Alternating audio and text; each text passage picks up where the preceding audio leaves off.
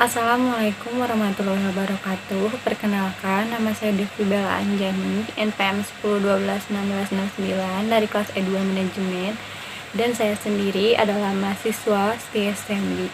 Di sini saya akan menjelaskan tentang Bank Sentral dan kebijakan moneter. Di sini saya akan menjelaskan tentang uang dan fungsinya. Ada definisi uang. Yang pertama, sulit mendefinisikan uang yang lengkap dan memuaskan. Definisi uang merupakan manifestasi perkembangan perekonomian. Definisi uang di Amerika Serikat akan berbeda dengan di Indonesia. Yang kedua, melalui penjelasan syarat dan fungsinya. Sesuatu yang dapat diterima secara umum dalam mempermudah proses kegiatan perekonomian, transaksi, penyimpanan nilai, dan lain-lain.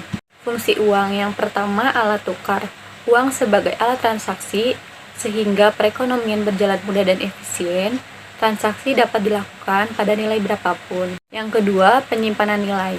Dapat digunakan sebagai penyimpan kekayaan menggantikan komoditi yang mudah rusak dan boros cepat. Syaratnya nilai uang harus stabil. Yang ketiga, standar nilai. Barang dapat dinilai dan dibandingkan nilainya. Dalam bertransaksi dapat dibandingkan mana barang yang murah dan mana yang mahal.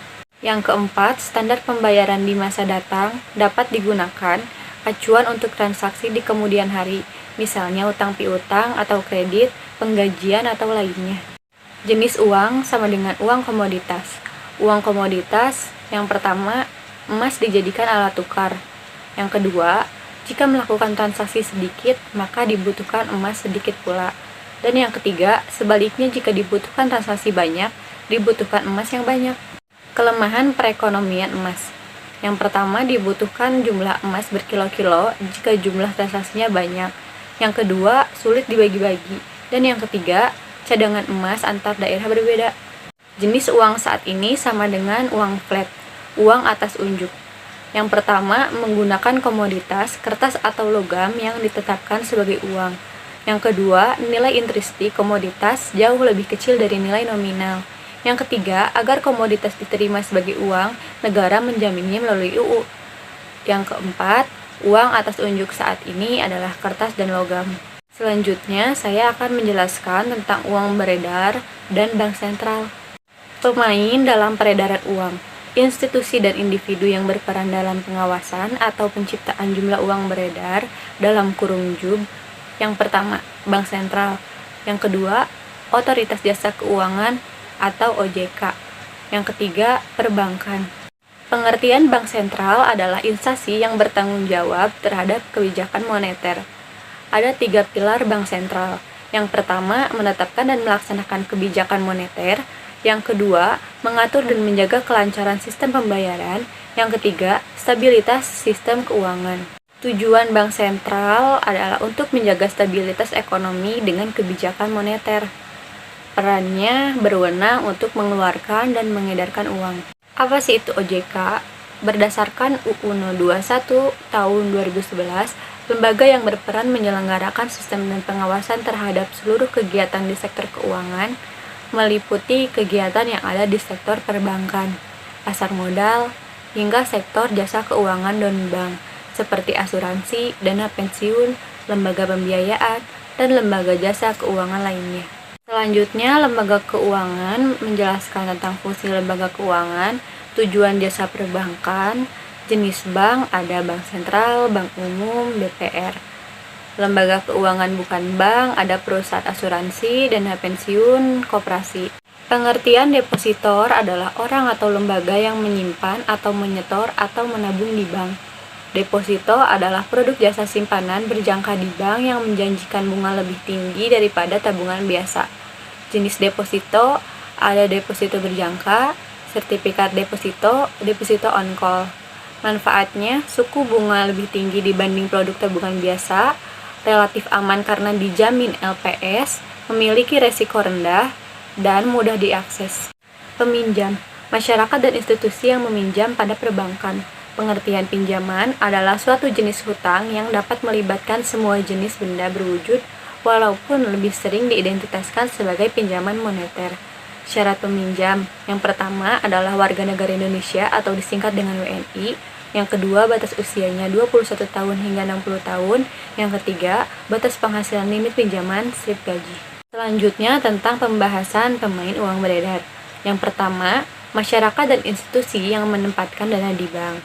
Yang kedua, masyarakat dan institusi yang meminjam pada perbankan. Institusi penerbit obligasi dibeli oleh lembaga perbankan. Lalu, instrumen kebijakan moneter. Instrumen yang digunakan oleh bank sentral untuk mengendalikan JUB. Yang pertama, operasi pasar terbuka. Bank sentral membeli atau menjual surat berharga pemerintah di pasar terbuka. Yang kedua, giro wajib minimum. Bank sentral berhak menaikkan atau menurunkan bagian simpanan bank yang harus dicadangkan melalui hukum (undang-undang). Yang ketiga, tingkat diskonto. Bank sentral menaikkan atau menurunkan suku bunga untuk bank anggota meminjam cadangan dari bank sentral. Apa saja sih uang yang dikendalikan di bank sentral? Yang pertama ada uang kartal yang beredar dalam kurung C. Penjelasannya adalah jumlah uang kertas dan logam yang beredar di masyarakat. Yang kedua, cadangan dalam kurung R. Penjelasannya adalah bagian simpanan milik perbankan di bank sentral. Bank sentral mengendalikan uang primer. Di sini ada cara untuk mengendalikan uang primer. Caranya, uang kartal yang beredar ditambah cadangan uang primer. Bank sentral dalam mengendalikan uang beredar dengan mengendalikan. Sebut singkatannya mungkin seperti kayak contoh di atas gitu ya. Di sini ada contoh mengukur uang beredar. Contohnya, perbankan jual obligasi dengan harga 100.000. Berarti perbankan mendapatkan uang 100.000. Bank sentral menetapkan cadangan 20%. Berarti uang yang boleh dipinjamkan adalah 80.000. Proses penciptaan uang oleh perbankan akan menambahkan suplai uang. Jumlah suplai uang adalah angka pengganda dikalikan nilai simpanan awal. Angka pengganda uang sama dengan 1 per cadangan. Selanjutnya ada penjelasan dari inflasi. Pengertian dari inflasi adalah gejala kenaikan harga barang-barang yang bersifat umum dan terus-menerus. Ada 3 komponen yang harus dipenuhi agar dapat dikatakan telah terjadi inflasi. Yang pertama, kenaikan harga. Yang kedua, bersifat umum. Dan yang ketiga, berlangsung terus-menerus. Pengukuran laju inflasi. Laju kenaikan dalam kurung laju inflasi diukur dengan PT dikurangi PT strip 1 dikalikan 100% dibagi PT strip 1. Seperti contoh yang ada di atas ini ya. IHK menunjukkan biaya barang jasa yang harus dibeli konsumen dalam satu periode. Bagaimana sih cara mencari IHK? Tahun 2015 diasumsikan konsumen hanya mengkonsumsi 3 komoditi, yaitu makanan 20%, pemukiman 50%, dan kesehatan 30%. Maka dari itu kita cari dulu nilai patokan 100. Pada tahun ini pula diasumsikan sebagai tahun dasar. Maka IHK adalah 0,20 dikalikan 100 ditambah 0,50 dikalikan 100 ditambah 0,30 dikalikan 100 sama dengan 100. Dan pada tahun 2016 harga naik. Makanan naik 2%, pemukiman naik 6%, kesehatan naik 10%. Maka kita cari IHK-nya seperti 0,20 dikalikan 102 ditambah 0,50 dikalikan 106 ditambah 0,30 dikalikan 110. Maka hasilnya 106,4%. Berapa inflasinya? Inflasi tahun 2005 sampai 2006 adalah seperti contoh di atas ini. Siapa sih yang menangis karena inflasi? Yang pertama, pegawai dengan pendapatan tetap. Yang kedua, pensiunan dengan gaji tetap. Yang ketiga, lembaga yang meminjamkan uang dengan bunga pengembalian tetap. Yang keempat, biaya penyesuaian harga. Yang kelima, biaya memegang uang kas. Bank sentral. Dalam perekonomian modern, setiap negara memiliki bank sentral atau setidak-tidaknya ada salah satu bank atau lembaga yang bertindak dan menjalankan fungsi bank sentral.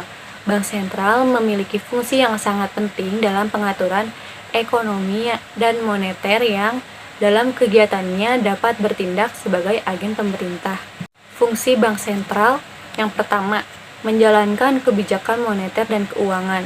Kebijakan moneter adalah kebijakan yang diambil oleh pemerintah yang berkenan dengan jumlah uang yang beredar dalam masyarakat. Tujuan kebijaksanaan moneter yang pertama, untuk menyesuaikan jumlah uang yang beredar dalam masyarakat. Yang kedua, mengarahkan penggunaan uang dan kredit sehingga nilai uang negara yang bersangkutan dapat dipertahankan kestabilannya. Yang ketiga, mendorong produsen untuk meningkatkan kegiatan produksinya. Yang keempat, mengusahakan agar kebijakan moneter dapat dilaksanakan tanpa memberatkan beban keuangan negara maupun masyarakat. Fungsi bank sentral yang kedua, memberi nasihat kepada pemerintah untuk soal-soal moneter dan keuangan. Yang ketiga, memelihara cadangan atau cash reserve bank umum. Yang keempat, memelihara manajemen cadangan devisa negara. Seperti internal reserve adalah untuk keperluan jumlah uang yang beredar. Dan yang kedua, external reserve adalah untuk keperluan alat pembayaran internasional. Yang kelima, melakukan pengawasan, pembinaan, dan pengaturan perbankan. Fungsi pengawasan dalam bentuk yang pertama, prudential supervision, adalah pengawasan bank yang diarahkan agar individual bank dapat dijaga kelangsungan hidupnya sehingga kepentingan masyarakat dapat dilindungi. Yang kedua, monetary supervision, adalah menjaga nilai mata uang negara yang bersangkutan sehingga bank tersebut dapat menjadi penyangga kebijakan moneter maupun kebijakan ekonomi pemerintah lainnya. Yang keenam, mengawasi kredit. Yang ketujuh, sebagai bankers bank atau lender of last resort. Yang kedelapan, memelihara stabilitas moneter. Yang kesembilan, melancarkan pembiayaan pembangunan ekonomi. Dan yang kesepuluh, mendorong pengembangan perbankan dan sistem keuangan yang sehat. Perbedaan bank sentral dengan bank umum. Bank sentral, yang pertama, lembaga yang tidak mencari keuntungan. Yang kedua, kegiatan bank dikelola oleh pemerintah. Yang ketiga, bertindak sebagai pengawas dan pembina bank. Yang keempat, dapat secara langsung mempengaruhi kegiatan usaha bank. Yang kelima, mengeluarkan uang kertas dan uang logam. Yang keenam, tidak memiliki saingan. Yang ketujuh, bertindak sebagai lender of the last resort bagi perbankan. Dan yang kedelapan, tidak melayani jasa perbankan bagi individu dan perusahaan non-lembaga keuangan. Sedangkan bank umum yang pertama merupakan badan usaha yang mencari untung. Yang kedua, umumnya secara kuantitas dimiliki dan dikelola oleh pihak swasta. Yang ketiga, diawasi dan dibina oleh bank sentral. Yang keempat, kegiatan operasinya dipengaruhi oleh bank sentral. Yang kelima, hanya dapat menciptakan uang giral. Yang keenam, melakukan persaingan antar bank. Yang ketujuh, harus memiliki rekening pada bank sentral. Dan yang kedelapan, melayani baik pribadi maupun perusahaan masyarakat secara umum. Sekian penjelasan mengenai bank sentral dan kebijakan moneter. Mohon maaf bila ada salah-salah kata atau salah dengar dari pengucapan saya. Wassalamualaikum warahmatullahi wabarakatuh.